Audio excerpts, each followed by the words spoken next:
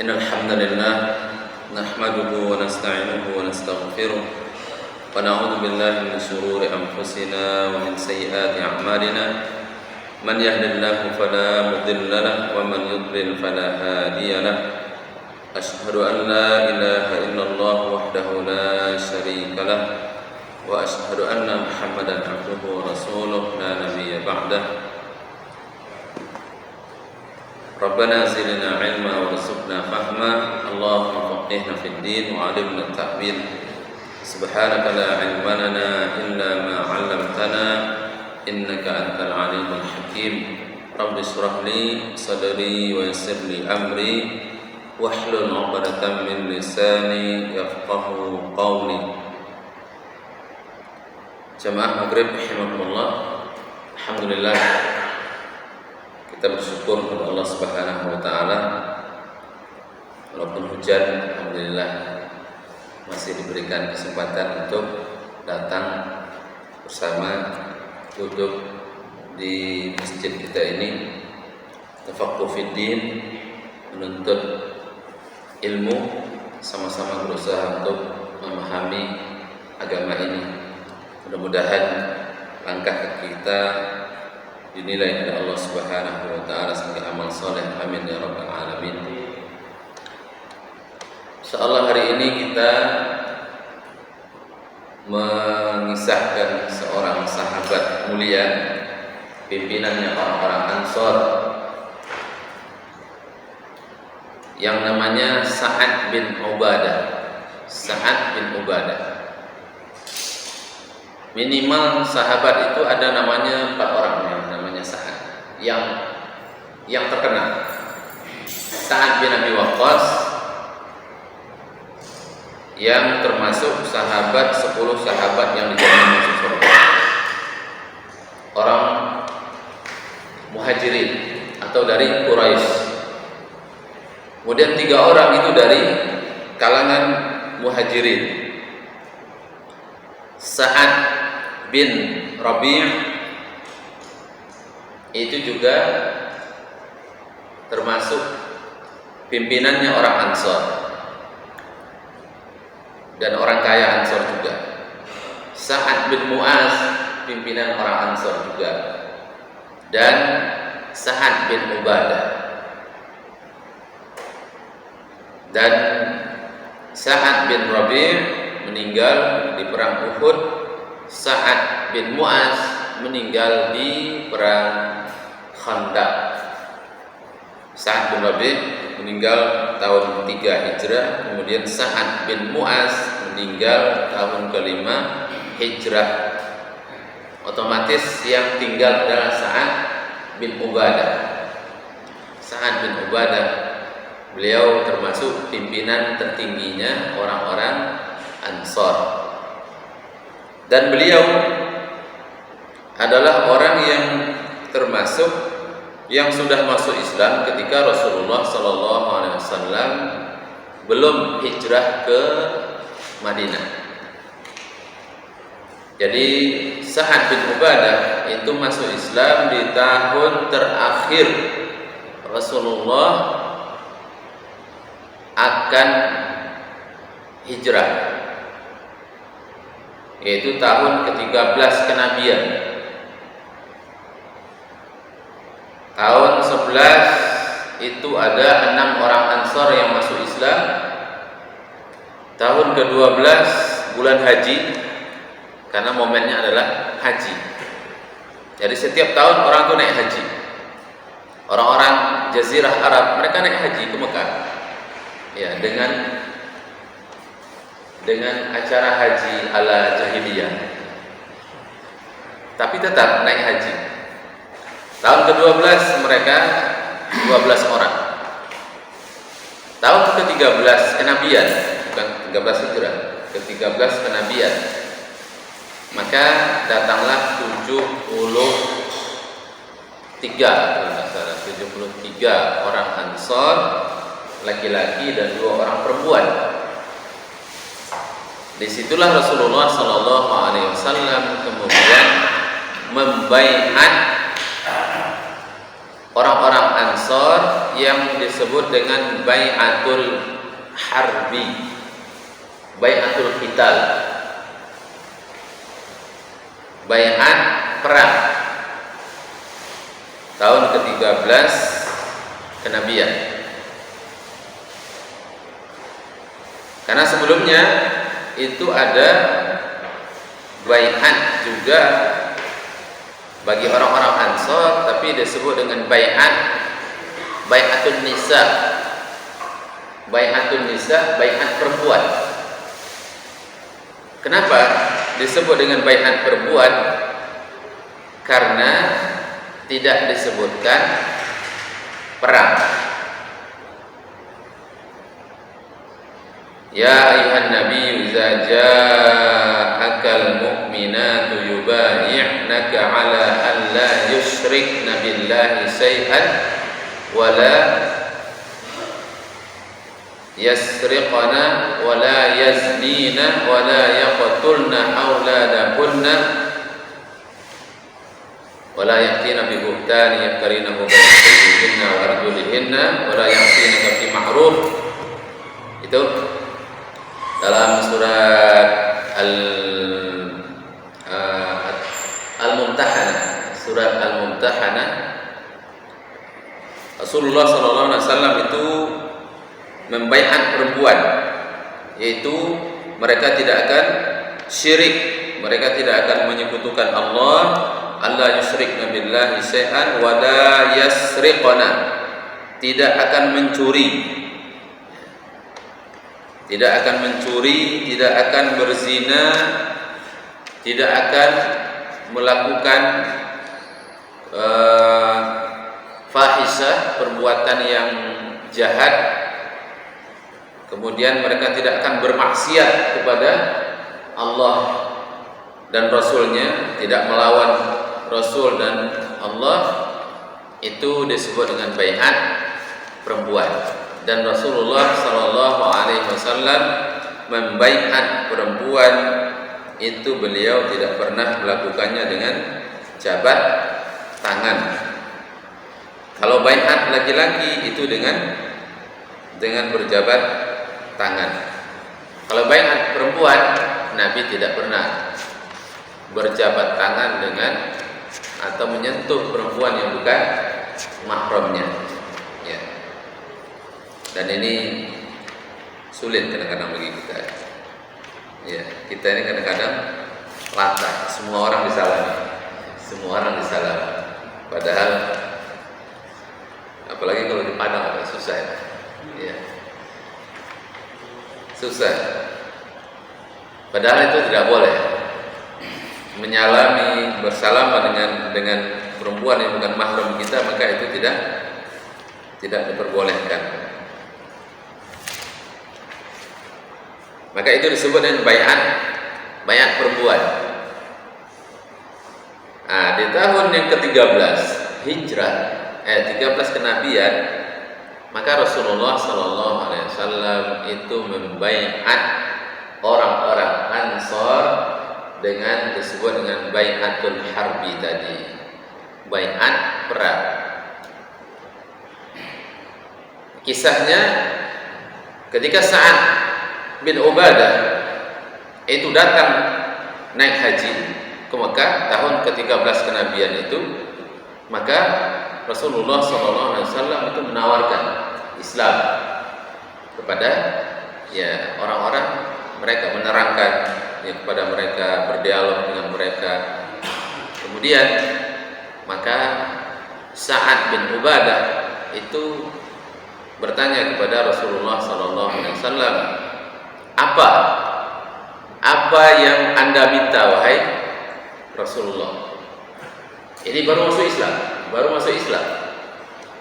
Apa yang Anda minta wahai Rasulullah? Nabi mengatakan tadi, tidak menyekutukan Allah, kalian tidak boleh berzina, kalian tidak boleh mencuri, kalian tidak boleh bermaksiat. Ya. Kami siap. Kata Sa'ad bin Ubadah, kami siap. Ya. Bukan itu yang kami maksud wahai Nabi. Yang kami maksud adalah apa yang Anda minta kalau nanti Anda pindah ke Madinah.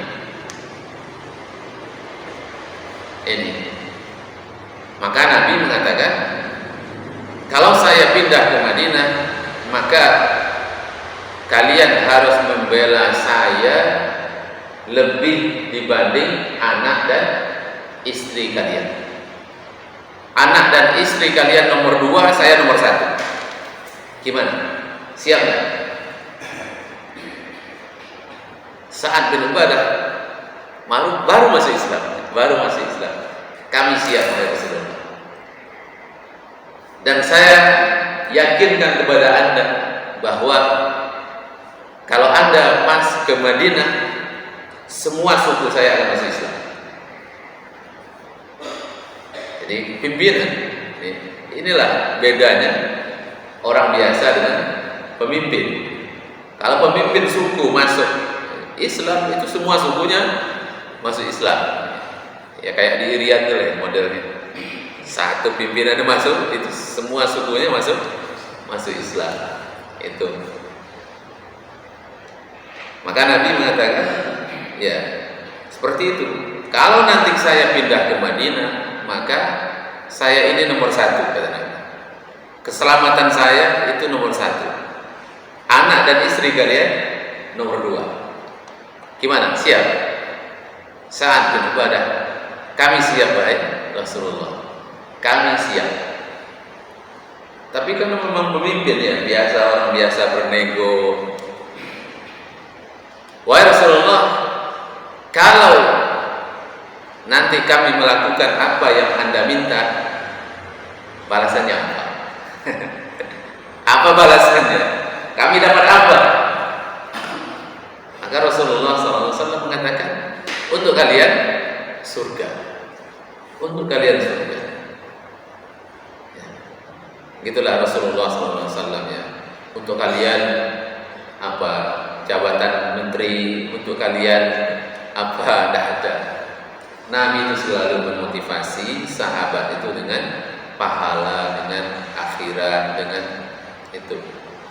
Ini juga pelajaran penting kepada anak-anak kita. Jangan anak-anak kita itu selalu dimotivasi dengan hal-hal yang materi. Nanti kalau kamu juara 1, kamu ya dapat ini. Kalau kamu berhasil dapat ini. Cobalah anak kita itu dikaitkan dengan Allah Subhanahu wa Ta'ala. Kalau kamu sholat, nanti kamu disayang oleh Allah Subhanahu wa Ta'ala. Kalau kamu baik, nanti kamu mendapatkan rahmat Allah, ridhonya Allah. Nah, kalau kamu menjadi orang yang soleh, kamu akan masuk ke dalam surga. Jangan selalu ya memotivasi dia dengan hadiah-hadiah yang sifatnya materi. Dan Rasulullah SAW untuk beliau seperti itu. Untuk kalian adalah surga. Maka Sa'ad bin Ubadah mengatakan, deal, wahai Rasulullah, kami siap. Itu di bulan Zulhijjah tahun 13 kenabian. Di bulan Rabiul Awal Nabi pindah ke Madinah tahun ke-14 kenabian. Berarti ya Zulhijjah bulan 12, Muharram, Safar, Rabiul Awal. Kurang lebih 3 bulan setelah itu Nabi pindah ke Madinah. Nabi pindah ke Madinah itu disambut luar biasa. Karena ketika Nabi pindah ke Madinah itu dikatakan bahwa tidak ada rumah di Madinah itu kecuali sudah ada yang Islam. Minimal ada yang sudah masuk Islam. Walaupun mungkin bapaknya ada yang kafir, ibunya ada yang kafir, tapi minimal satu rumah di Madinah itu sudah ada yang masuk Islam. Walaupun bapaknya munafik besar, tapi anaknya masuk Islam. Seperti Abdullah bin Ubay, Rasul munafikin, kepalanya orang-orang munafik. Anaknya, masya Allah, beriman luar biasa kepada Nabi Sallallahu Alaihi Wasallam. Maka Sa'ad bin Ubadah, ya beliau mulai dari awal pertama masuk Islam itu masya Allah, karena memang pemimpin itu luar biasa pengaruhnya. Maka Rasulullah SAW di bulan Rabiul Awal itu beliau hijrah ke Madinah. Hijrah ke Madinah, maka tahun pertama, tahun 1 hijrah, tahun kedua terjadi perang Badar. Terjadi perang Badar, maka Rasulullah SAW itu senantiasa, menurut Anas bin Malik, bahwa Rasulullah SAW itu senantiasa kalau memberikan bendera panji itu kepada untuk muhajirin itu kepada Ali, kemudian untuk orang Ansor kepada Sa'ad bin Ubadah. Jadi Sa'ad bin Ubadah ini pemimpin sukunya, dan beliau juga panglima perang atau yang memegang panji. Ya, dan orang yang memegang panji perang itu, bendera itu, bukan orang sembarangan. Ya, karena ya orang yang memegang bendera itu berarti dia punya kemahiran dalam berperang. Karena bukan hanya sekedar untuk memegang bendera, tapi juga untuk bertahan. Jadi dengan satu tangan, kemudian satu sebelahnya memegang pedang dan naik kuda. Jadi naik kudanya tidak pegang kuda lagi, dijepit dengan kakinya. Masya Allah, orang itu kalau tidak kuat tidak bisa seperti itu. Kalau tidak tanggung, tidak kuat, tidak bisa seperti itu. Dan Sa'ad bin Ubadah itu orang yang bisa seperti itu. Bahkan ya dikatakan beliau itu masih bisa memanah. Tak tahu gimana caranya, pegang bendera masih bisa memanah. Ya. Dan Rasulullah senantiasa memberikan panji, dan orang yang memegang panji bendera itu sebuah kehormatan yang luar biasa. Ya. Kalau di Muhajirin itu yang memegang dalam perang Badar itu adalah Mus'ab bin Umair. Ya, Mus'ab bin Umair. Di perang Badar itu yang memegang Hamzah bin Abdul Muttalib. Di perang Uhud itu Mus'ab bin Umair. Ya, Mus'ab bin Umair terbunuh waktu perang Uhud. Dan untuk yang orang-orang Ansor itu senantiasa dipegang oleh Sa'ad bin Ubadah sampai nanti pembukaan kota Mekah tahun ke-8 Hijrah. Itu selalu diberikan oleh Nabi. Ya. Tetapi di saat pembukaan kota Mekah, maka Rasulullah mencabut bendera itu dari tangan Sa'ad bin Ubadah. Kenapa?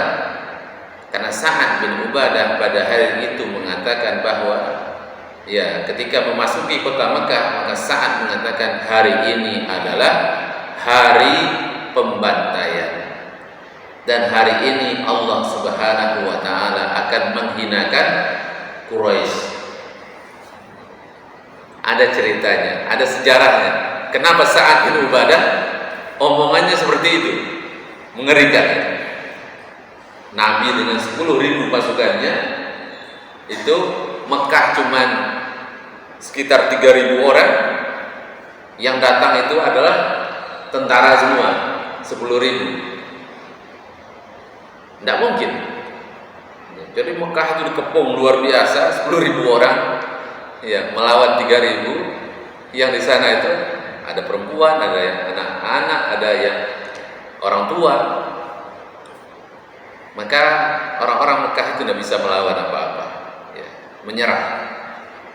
Maka pada saat itulah Sa'ad bin Ubadah mengatakan hari ini adalah hari pembantaian, dan hari ini Allah akan menghinakan orang Quraisy. Kenapa beliau mengatakan seperti itu? Karena dulu ketika selesai baiat Aqabah, namanya Aqabah yang kedua, karena tempatnya di dekat lempar jumrah Aqabah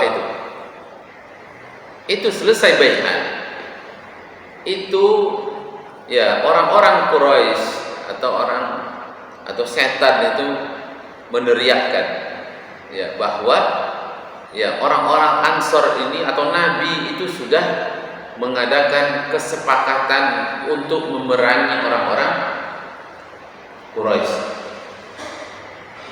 Sehingga orang-orang Quraisy ini marah dan mereka bertanya kepada orang-orang Ansor, apa benar kalian tadi malam mengadakan perjanjian dengan Muzammam? Muzammam itu ada orang yang terhina, maksudnya Nabi Muhammad. Mereka namakan Muhammad dengan nama Muzammam. Muzammam itu artinya orang yang terhina. Kata orang-orang Ansor, kata orang-orang Ansor yang musyrik, enggak ada apa-apa. Tadi malam kami tidur, Pak. Yang orang-orang Ansor yang Islam itu cuma diam. Mereka saling melihat, diam. Akhirnya, ya Abdullah bin Ubay bin Salul, orang munafik itu, tidak mungkin suku saya, kata Abdullah bin Ubay bin Salul yang nanti jadi orang munafik itu, mengadakan kesepakatan tanpa izin saya. Saya ini pimpinan tertingginya. Nah, gitu. Abdullah bin Ubay bin Salul. Tak mungkin. Maka akhirnya orang-orang Quraisy pulang. Tapi besoknya mereka pikir lagi. Kayaknya iya tadi malam. Dan setelah diusut, ya, intelijen mereka, ternyata memang iya. Perjanjian itu terjadi memang. Tapi orang-orang Ansor itu sudah pulang. Maka mereka kejar. Orang Ansor itu mereka kejar, mereka tahu nama-namanya. Dan ternyata Sa'ad bin Ubadah itu paling belakang dengan salah seorang orang Ansor juga, sehingga mereka tangkap, mereka pukuli, mereka bawa ke Mekah, mereka ya itu dipukuli bersama-sama sampai akhirnya Sa'ad bin Ubadah itu hampir meninggal. Kemudian datanglah seorang pemuka Quraisy mengatakan, apakah kamu tidak punya ikatan perjanjian dengan orang Mekah untuk menyelamatkan kamu? Kata Sa'ad bin Ubadah, saya menjamin suku ini orang-orang Quraisy yang lewat ke Madinah, maka saya menjamin. Maka kemudian ketika ditanyakan itu kepada orang-orang Quraisy, itu memang iya. Akhirnya Sa'ad bin Ubadah ini dilepaskan. Tapi sudah kondisi kena pukul, kena itu, ya bak belur. Kemudian Sa'ad bin Ubadah itu orang-orang Ansor juga sudah siap. Kalau Sa'ad bin Ubadah tidak pulang, maka kita perang hari ini. Tapi kemudian Sa'ad bin Ubadah menyusul, ya, dalam kondisi yang seperti itu. Jadi Sa'ad bin Ubadah ini termasuk satu-satunya orang Ansor yang dipukuli oleh orang Quraisy. Ya. Makanya nanti ketika Fathu Makkah, ketika pembebasan kota Mekah, Sa'ad bin Ubadah itu masih teringat dulu ketika beliau dipukuli oleh orang-orang Quraisy. Makanya mengatakan seperti itu. Hari ini adalah hari pembantaian wahai Quraisy. Awas kalian, tak habisi semua. Maka Rasulullah cabut bendera itu. Nabi ambil bendera itu. Ya, kalau saat ibadah itu dibiarkan, maka beliau pemimpin. Boleh jadi nanti orang-orang Ansor ikut sudah. Maka dicabut oleh Nabi, tapi diberikan kepada anaknya. Nah, Qais namanya, anaknya Qais bin Sa'ad bin Ubadah. Itulah Rasulullah itu pintar sekali. Diberikan kepada anaknya. Ya, kalau ayah kemudian yang itu pindah kepada anaknya, tentu dia tidak berontak. Ya, malah senang malah. Berarti masih bangga. Ya. Itulah Rasulullah pindahkan ini kepada anaknya. Jadi, ya itulah sebabnya kenapa panji peperangan itu diambil oleh Rasulullah SAW ketika Fathu Makkah dari tangan ya Sa'ad bin Ubadah, tapi diberikan kepada anak beliau sendiri. Kemudian Sa'ad bin Ubadah, itu juga keutamaan beliau bahwa beliau adalah yang pertama ikut dalam perang Badar. Ikut dalam perang Badar, dan ketika Rasulullah SAW itu minta pendapat kepada orang-orang, maka majulah Abu Bakar. Kami siap wahai Rasul, perang. Kemudian Nabi minta, siapa lagi? Ya, saya ingin pendapat kalian, kata Nabi. Majulah Umar. Kemudian Umar mengatakan, Nabi mengucapkan terima kasih. Kemudian siapa lagi? Ya, saya ingin pendapat kalian, kata Nabi. Karena perang Badar itu 314 lawan 1000, senjata apa adanya. Ya. Maka Nabi harus memastikan bahwa semuanya itu benar-benar siap dengan senjata apa adanya, itu melawan 1000 orang dengan senjata yang lengkap. Ya. Bahkan Abu Jahal itu dalam perang Badar itu, masya Allah, Abu Jahal dan kudanya itu besi semua. Abu Jahalnya pakai baju besi, kudanya juga pakai baju besi. Ya. Maka Nabi keluar dengan apa adanya dalam perang Badar itu. Maka Nabi minta pendapat terus. Kemudian maju Umar, maju kemudian Miqdad, maju Zubair, orang Muhajirin semua. Nabi masih minta, bagaimana pendapat kalian? Maka ngacunglah, ya Rasulullah, kelihatannya Anda itu minta kami. Karena dari tadi orang Muhajirin terus ya yang ngacung. Maka Nabi, iya, yang saya tuju sebenarnya kalian gitu. Ya. Kenapa? Karena ini di luar Madinah. Ya, perang Badar ini 150 kilo dari Madinah. Kan perjanjian tadi, kalau Nabi pindah ke Madinah, maka mereka harus membela Nabi di Madinah. Tapi ini kan sudah keluar dari Madinah. Maka Nabi ingin juga memastikan itu. Karena Nabi, iya, yang saya tunggu sebenarnya kalian. Maka Sa'ad bin Ubadah mengatakan, wahai Rasulullah, kalau Anda suruh kami masuk ke dalam lautan, maka kami siap. Kalau Anda suruh kami berjalan lebih jauh lagi, kami siap. Maka barulah Rasulullah diam. Nabi mengucapkan jazakumullah khairan, terima kasih. Ya, berarti semuanya siap. Muhajirin siap, Ansor sudah siap. Karena Sa'ad bin Ubadah itu cukup ngomong satu orang, berarti Ansornya sudah ikut. Pimpinan masalahnya ini. Ya, kalau pimpinan ngomong, ya semuanya sudah ikut. Maka Sa'ad bin Ubadah mengatakan, kami siap wahai Rasulullah. Ya. Itu dalam perang Badar. Dan orang yang ikut dalam perang Badar itu punya peringkat khusus tersendiri. Bahkan boleh kata diistilahkan bahwa orang yang ikut perang Badar itu boleh melakukan dosa. Kenapa? Karena dosanya sudah diampuni oleh Allah Subhanahu wa taala. Ada seorang sahabat namanya Hatib bin Balta'ah, kalau tidak salah. Hatib bin Balta'ah ini sahabat orang Quraisy, orang Muhajirin, ya, yang ikut dalam perang Badar. Tapi ketika Nabi akan menyerang Mekah, ya, Fathu Makkah, maka Hatib bin Balta'ah ini mengirim surat kepada orang Mekah memberitahu bahwa Rasulullah akan menyerang kalian. Maka ketika berita itu diketahui oleh Nabi, maka Nabi surat ini dikirim dengan seorang perempuan, ya, dari Madinah.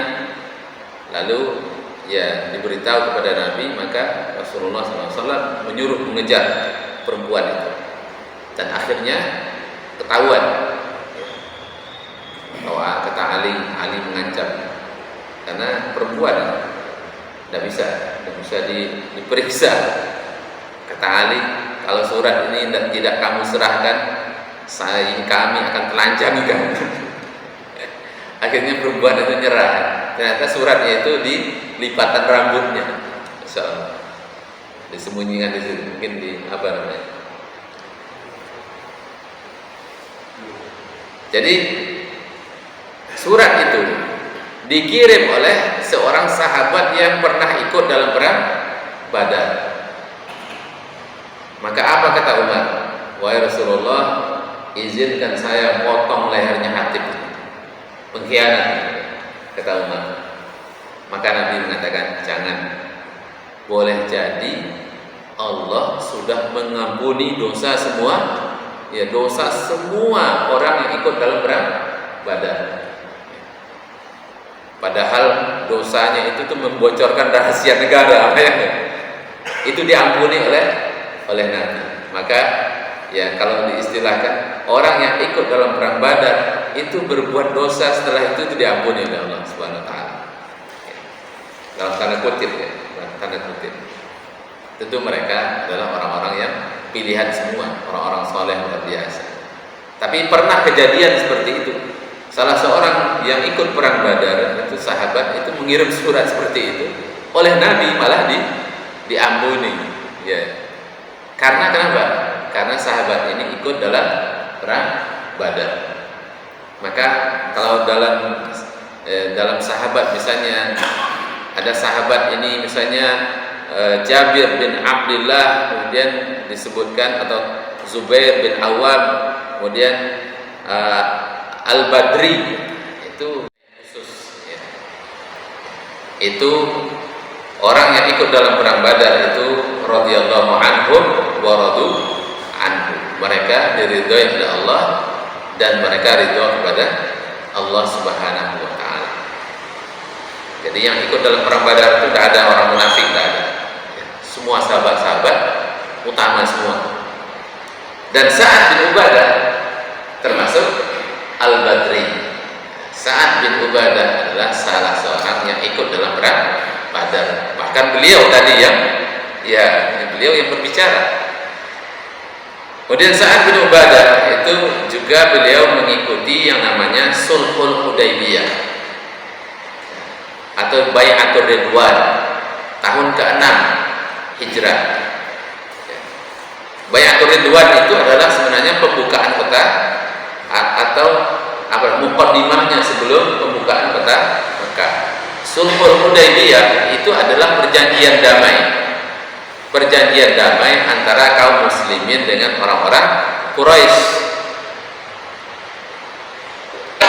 yaitu selama 10 tahun. Ya.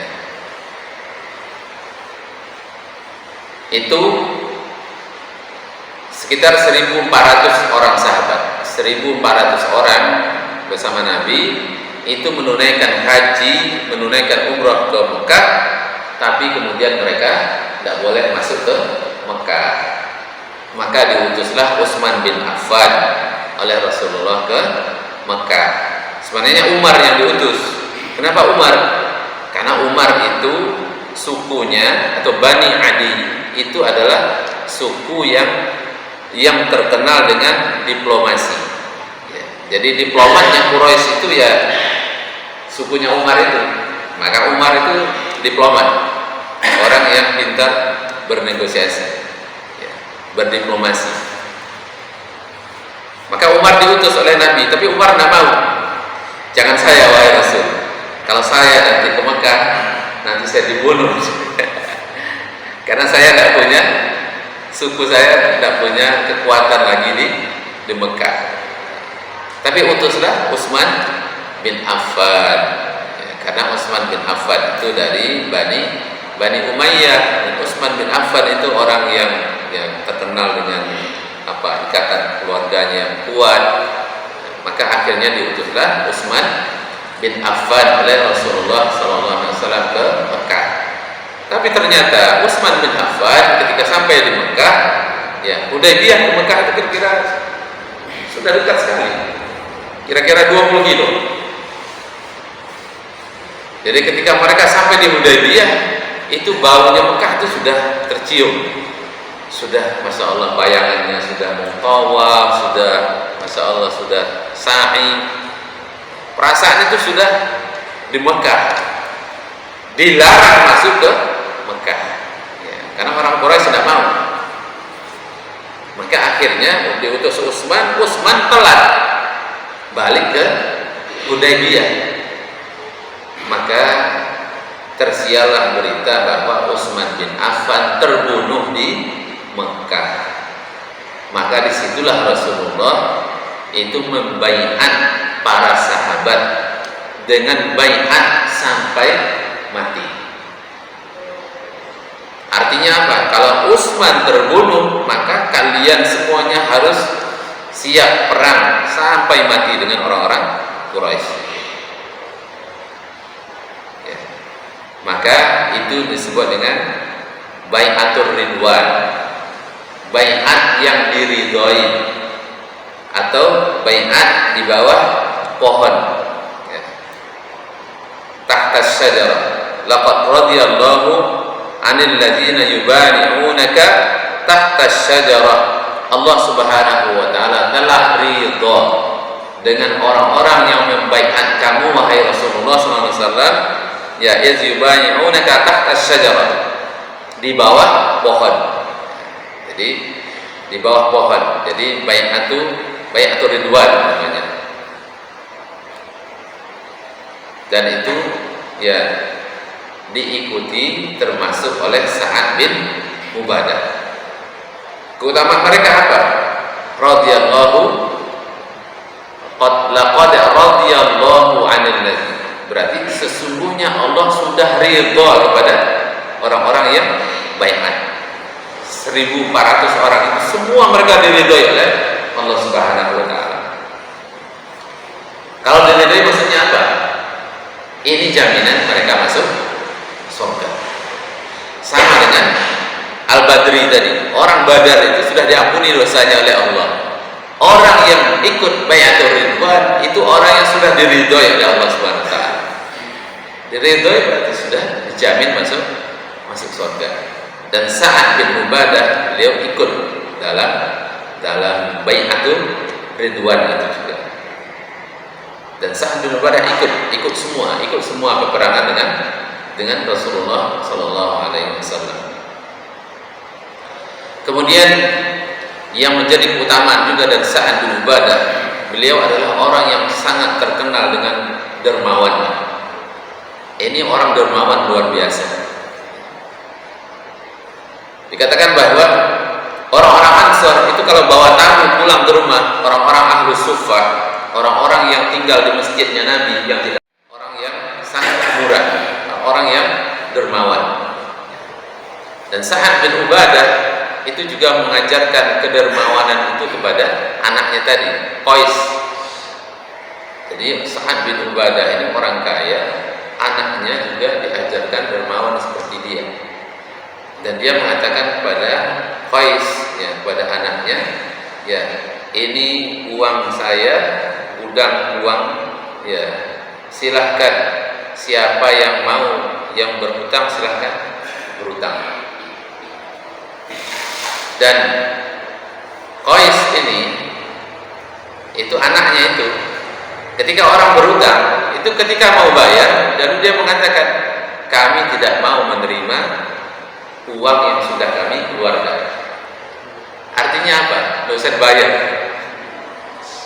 Orang berhutang nggak usah dibayar. Kalau kita, masya Allah, kapan dibayar hutang?